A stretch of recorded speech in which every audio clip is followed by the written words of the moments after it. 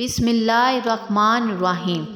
عائشہ voice کے بہن بھائیوں السلام علیکم۔ درود پاک پڑھنے کے بے شمار فضائل و برکات ہیں۔ حضور پاک صلی اللہ علیہ وآلہ وسلم نے فرمایا کہ اور دنوں کا درود فرشتے میرے پاس لے کر آتے ہیں، اور جمعے کا دن وہ مبارک دن ہے کہ اس دن پڑھے جانے والا درود میں خود سماعت فرماتا ہوں، یعنی میں خود لیتا ہوں۔ سبحان اللہ۔ آئیے مل کر ایک مرتبہ درود پاک پڑھتے ہیں۔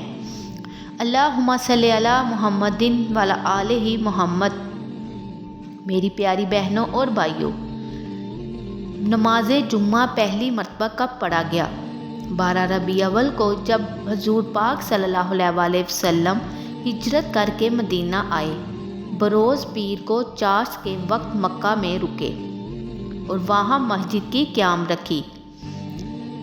بنی ظالم ابن عوف کے وطن وادی میں جمعے کا وقت آیا۔ اس جگہ کو لوگوں نے مسجد بنائی۔ حضور پاک صلی اللہ علیہ وآلہ وسلم نے اس جگہ جمعہ ادا فرمایا اور خطبہ دیا۔ آج بھی اس جگہ پر مسجد جمعہ قائم ہے اور زائرین حصول برکت کے لیے اس کی زیارت کرتے ہیں اور وہاں نوافل پڑھتے ہیں۔ سبحان اللہ۔ جمعے کے معنی ہے مجتمع ہونا، مکمل ہونا۔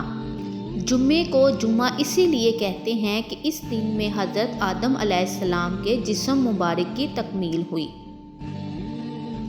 حضرت ابو ہریرہ سے روایت ہے کہ نبی پاک صلی اللہ علیہ وآلہ وسلم نے فرمایا کہ جب جمعے کا دن آتا ہے تو فرشتے مسجد کے دروازے پر کھڑے ہو جاتے ہیں اور آنے والوں کے نام لکھتے ہیں۔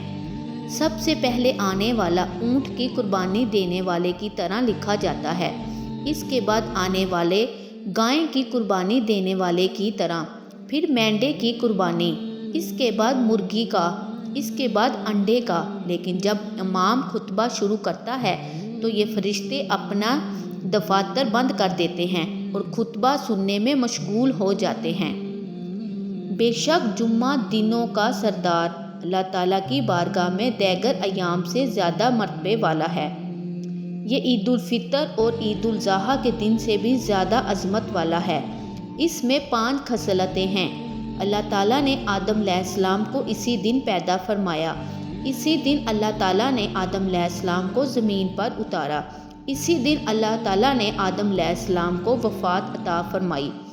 اس میں ایک گھڑی ایسی ہے جس میں بندہ اللہ تعالیٰ سے جو کچھ مانگے گا اللہ اسے عطا فرمائے گا، جب تک وہ حرام شے طلب نہ کرے۔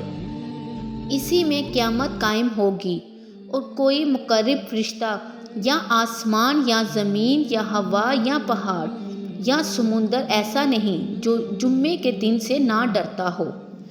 اللہ تعالیٰ ہمیں جمعے کے دن کی برکتیں اکٹھی کرنے کی توفیق عطا فرمائے، آمین۔ اسی کے ساتھ ہی میں آپ کو عبدالحبیب اتاری کا ایک بیان سناتی ہوں۔ آج کچھ بات کرتے ہیں۔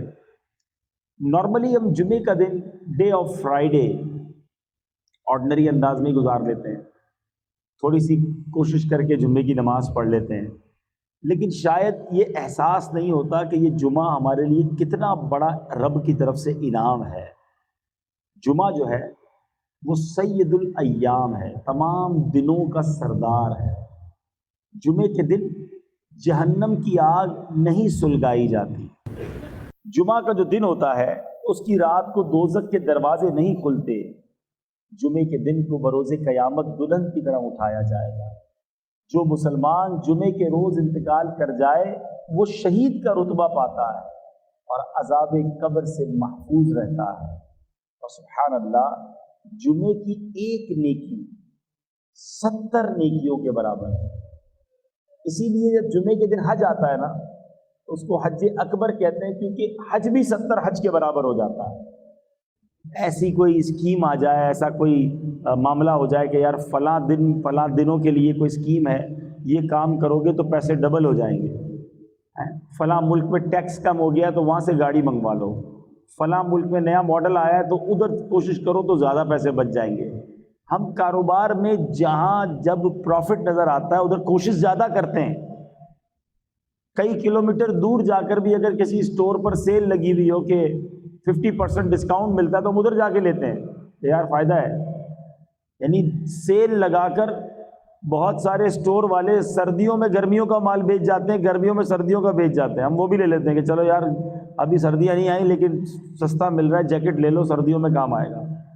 یعنی یہ ہمارا مائنڈ سیٹ ہوتا ہے، اس میں کوئی شرعی قباحت بھی نہیں ہے. لیکن یہی ذہن نیکیوں میں کیوں نہیں بنتا؟